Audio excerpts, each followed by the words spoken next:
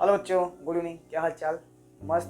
तो बच्चों, आज हम बात करने वाले हैं एनडीए पेपर की फुल इंफॉर्मेशन के बारे में कि एनडीए की तैयारी हम कैसे कर सकते हैं, क्या क्या पैटर्न होता है, कब इसकी तैयारी किया जा सकता है, सिलेबस क्या होता है, कितने नंबर के क्वेश्चंस आते हैं, कब कब पेपर होते हैं और कब पेपर नहीं होते हैं। बच्चों, अगर मैं बात पेपर की करूँ तो देखो, इसका जो एग्ज़ाम होता है वो यूपीएससी करवाती है और इसका एग्ज़ाम साल में 2 बार होता है। एक सितंबर में होता है बच्चों इसका पेपर और एक अप्रैल में होता है। सितंबर और अप्रैल में इसका 2 बार पेपर होता है और इसके लिए आपको फॉर्म भरा होगा। इसके लिए आपका फॉर्म जो भरा जाता है एक दिसंबर में भरा जाता है और एक जून में भरा जाता है। तो इसका फॉर्म निकलता रहता है, आप अपने किसी भी जन सेवा केंद्र से पता लगा सकते हैं। अब बात करते हैं एनडीए है क्या। बच्चों, एनडीए एक है नेशनल सुरक्षा एकेडमी, राष्ट्रीय सुरक्षा दल इसको बोलते हैं। यानी राष्ट्रीय सुरक्षा दल के अंतर्गत आप 3 चीज़ों में जा सकते हैं, वो है थल सेना, वायुसेना और नौसेना। थल सेना बेटा वही आर्मी है।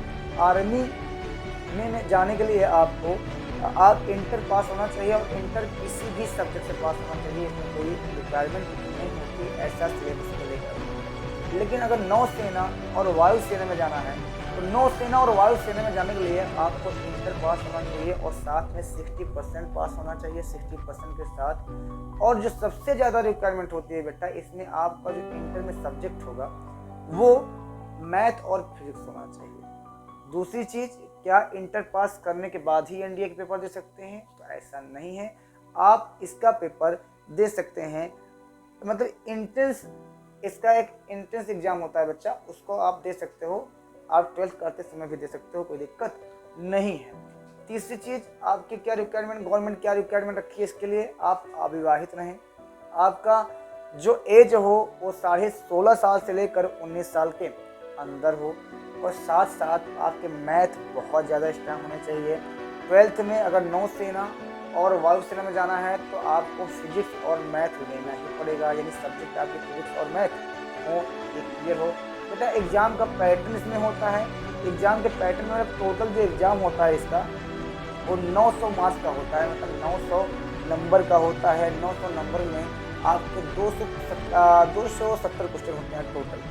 270 क्वेश्चन में जिसमें से 120 क्वेश्चन सिर्फ मैथ के होते हैं और 150 क्वेश्चन जनरल एबिलिटी के होते हैं। बच्चों, जनरल एबिलिटी क्या होती है?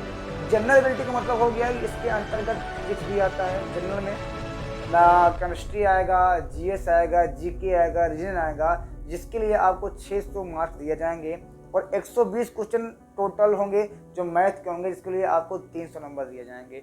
और बच्चों, ये जो नंबर होता है ये माइनस मार्किंग होता है, यानी आपका 300 नंबर मिला है, अगर आपका 300 नंबर में अगर 100 क्वेश्चन गलत हैं तो वो 300 नंबर 0 नंबर हो जाएंगे, क्योंकि माइनस मार्किंग का बहुत ज़्यादा होता है। अब बात ये आती है कि आप इसकी तैयारी कर कैसे सकते हो। तो बच्चों, इसकी तैयारी करने के लिए सिंपल है कि फोकस करना पड़ेगा आपको अपने गोल पर। और इसमें अलग अलग पोस्ट होते हैं, अलग अलग पोस्ट के लिए अलग अलग सैलरियाँ होती हैं। इसकी सैलरी लगभग 51 हज़ार से स्टार्ट होती है और लगभग 3 लाख के आसपास जाती है। आपके पोस्ट के हिसाब से इसकी सैलरी भी अटेंड करती है। अगर आपको थल सेना यानी आर्मी में जाना है तो इसके लिए कोई रिक्वायरमेंट नहीं है। शिक्षा को लेकर आपका फिजिकल फिटनेस अच्छी होनी चाहिए, यानी फिजिकल फिटनेस तो तीनों के लिए अच्छी होनी चाहिए, लेकिन आर्मी के लिए सबसे अच्छी होनी चाहिए, यानी मेंटली भी होना चाहिए और फिजिकली भी होना चाहिए।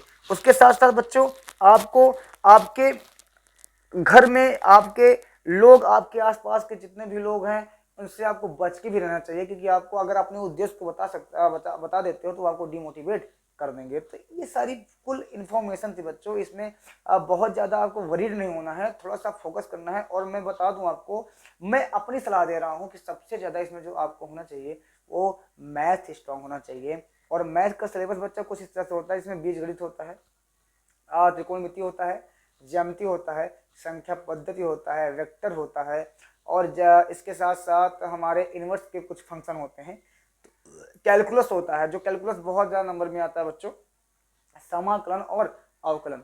इन सारी चीज़ों का एक पूरा ग्रुप होता है और इन्हीं से क्वेश्चंस को पूछे जाते हैं। बाकी ये मैथ्स के क्वेश्चंस होते हैं बेटा, 120 क्वेश्चन आते हैं जिसमें 300 मार्क होते हैं। बाकी 150 नंबर के जो क्वेश्चन होंगे, यानी 600 मार्क्स के जो क्वेश्चन होंगे, 150 क्वेश्चन के अंतर्गत सारे क्वेश्चन आ जाएंगे। वो फिजिक्स भी रहेगा, केमिस्ट्री भी रहेगा, मैथ भी रहेगा। और अगर आप इस एग्जाम को क्लियर कर जाते हो उसके बाद आपका इंटरव्यू होता है बेटा, जो एसएसबी द्वारा किया जाता है और उसमें आपको 3 तरह के इंटरव्यू और प्लस एक तरह का और इंटरव्यू होता है, उसको फाइनल करना होगा। उसके बाद आपको फिर वो अपने हिसाब से कैटेगरी को चूज करके आपको अपने हिसाब से वो भेजेंगे। तो कुछ ये बेसिक जानकारियाँ थी। और इसके लिए बस एज लिमिट क्या है, 16.5 साल से लेकर आपको 19 साल के अंदर भरना है। यानी 16.5 से अगर 19 के अगर बाहर के हो आप तो नहीं भर सकते हो, कम के हो तब भी नहीं भर सकते हो, 16 से लेकर 19 के बीच में हो तो आप भर सकते हो, ये समझ लीजिए। बाकी कुछ भी आपको अगर पाना है तो उसके लिए थोड़ा फोकस करना पड़ेगा, और सबसे ज़्यादा आपका इसमें मैथ स्ट्रांग होना चाहिए बच्चों, बाकी कुछ नहीं होना चाहिए। समझ गए ना मेरी बात? तो ये है आपका कुछ पैटर्न, ये था कुछ एनडीए के बारे में फुल इन्फॉर्मेशन। बस चलते हैं, मिलते हैं नेक्स्ट वीडियो में।